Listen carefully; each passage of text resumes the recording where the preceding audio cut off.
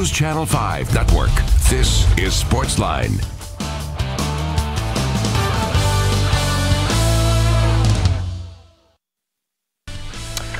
Good evening, Nashville. Welcome to Sportsline. It is the Wednesday extravaganza. John Burton with you. Happy to have you with us.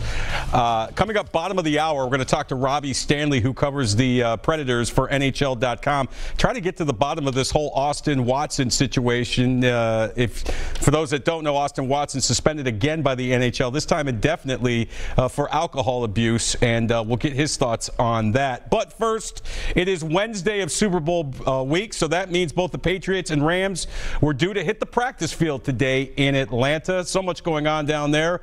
We bring in our good buddy, our Titans analyst, our NFL analyst, and friend of show and friend of News Channel 5 Sports, the great Jonathan Hutton joins us from Atlanta. Jay Hutt, I'm just glad you made time for us. I know you're jet setting down there. You're out there. You're going to parties. You're rubbing elbows with all the hotshot celebrities. Thank you for taking a few minutes out of your busy schedule to be with us here on this little show we like to call Sportsline.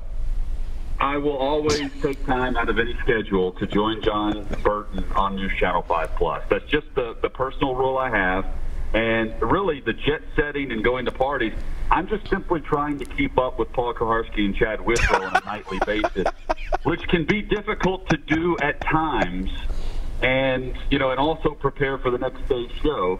It's a lot of fun, though. I always enjoy this week wherever the Super Bowl is held. And Atlanta so far has been really, really good and accommodating for everyone down here. Yeah, you guys have done this for a number of years, going down to Radio Row for Super Bowl week, no matter where the game is played. So you got kind of the lay of the land down a little bit. What's it been like on Radio Row? I'm sure there's a lot of big-time athletes, celebrities walking around. It's got to be some great eye candy out there.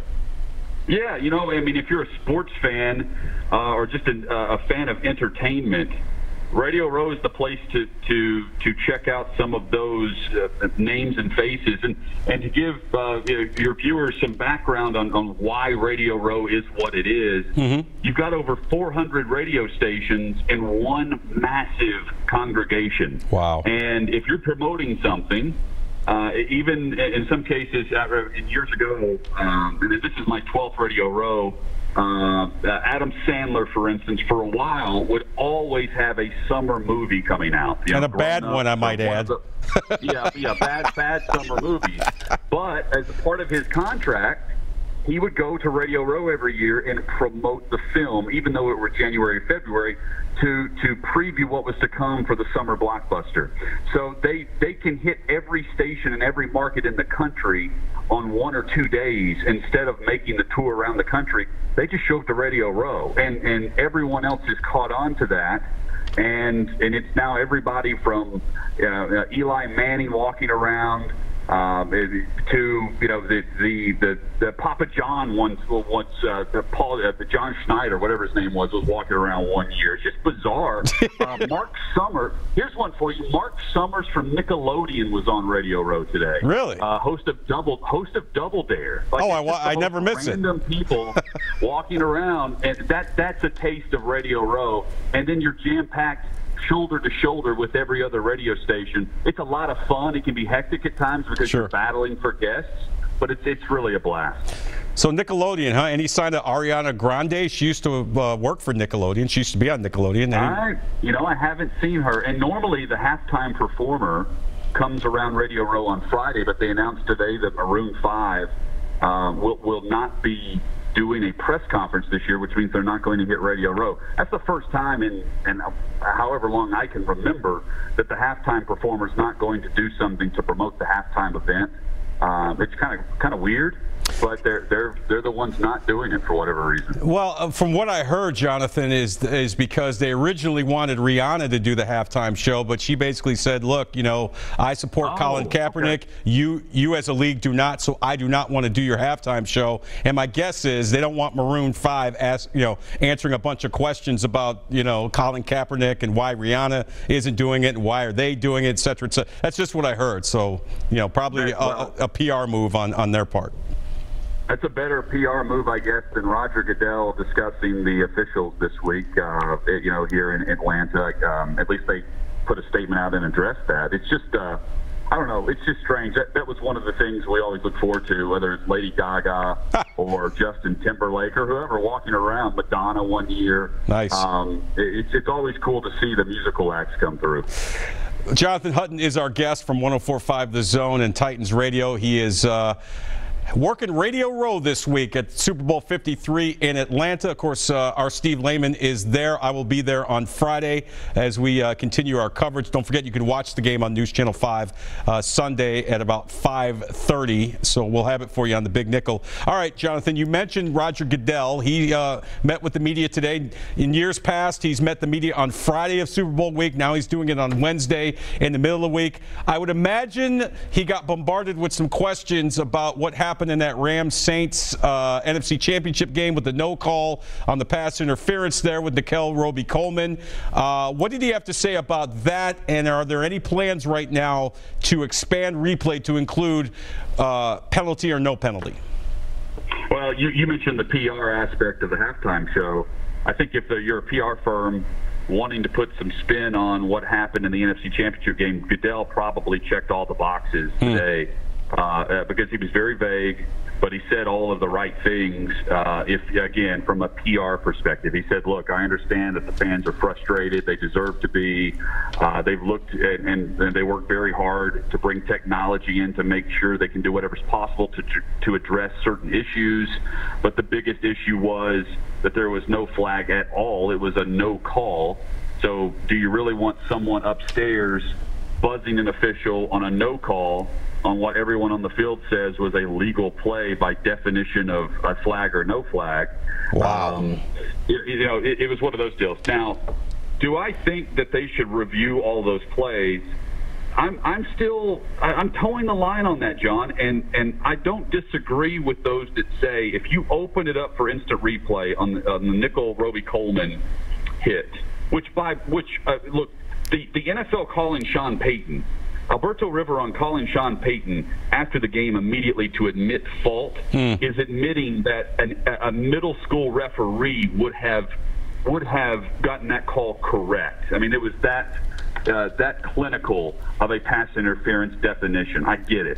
But at the same time, you could go back on that very specific play and you could find a hold by the New Orleans Saints up front of the offensive line. So if you're going back to review a play that was not flagged at all, do you then have to go back and throw in other flags that you see on top of the most obvious ones?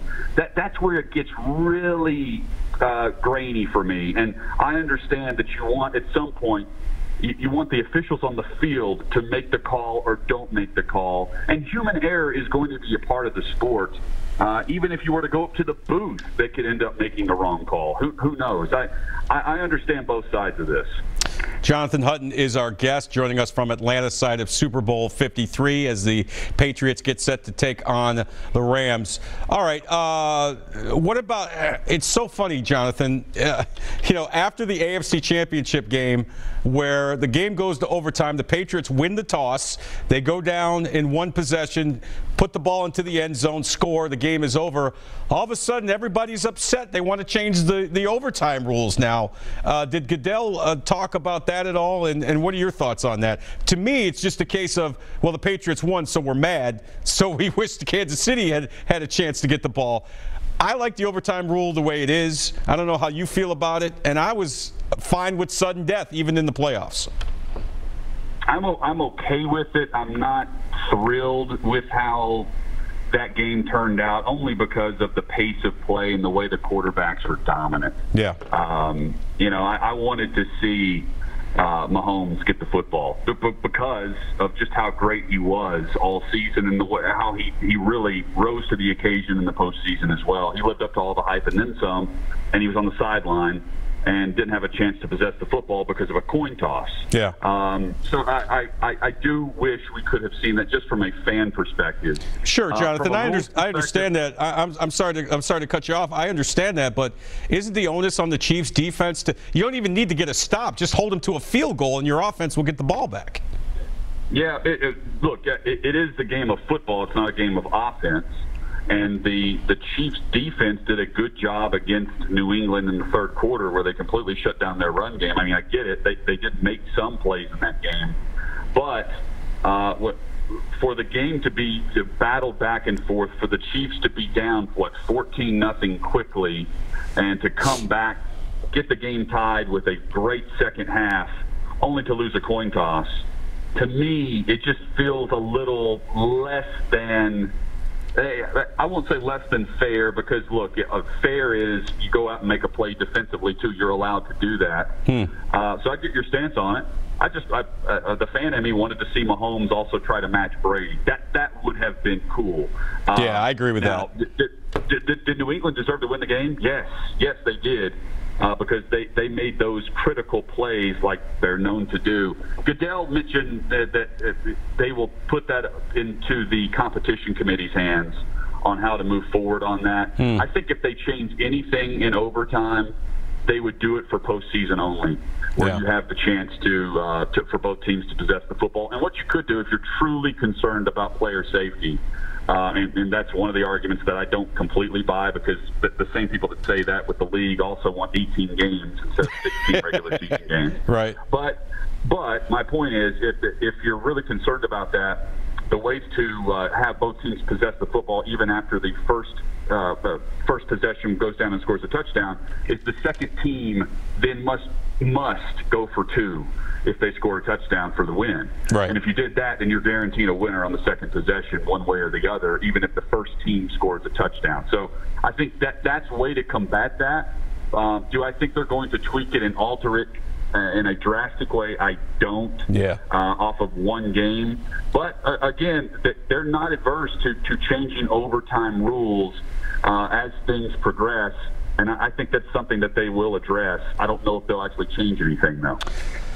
I hear you, Jonathan. I just have a feeling if the Chiefs had won the toss and went down and scored a touchdown, this wouldn't be discussed. I think there's a lot of Patriot fatigue, and people, the majority of the country outside of New England, A, is sick of the Patriots, B, certainly does not want them to win another Super Bowl. So we'll see where that goes, as we said, later this offseason. I'm up against the break. You got time to hang for another segment? Always. Oh, always. You're the best. The great Jonathan Hutton will join us on the other side of the break. We'll get into some Titans issues and some more. We'll get his preview of Super Bowl 53 between the Rams and the Patriots, get his thoughts on what we could see on Sunday as we get ready for the big game. Stay with us. Sportsline continues right after this on News Channel 5+.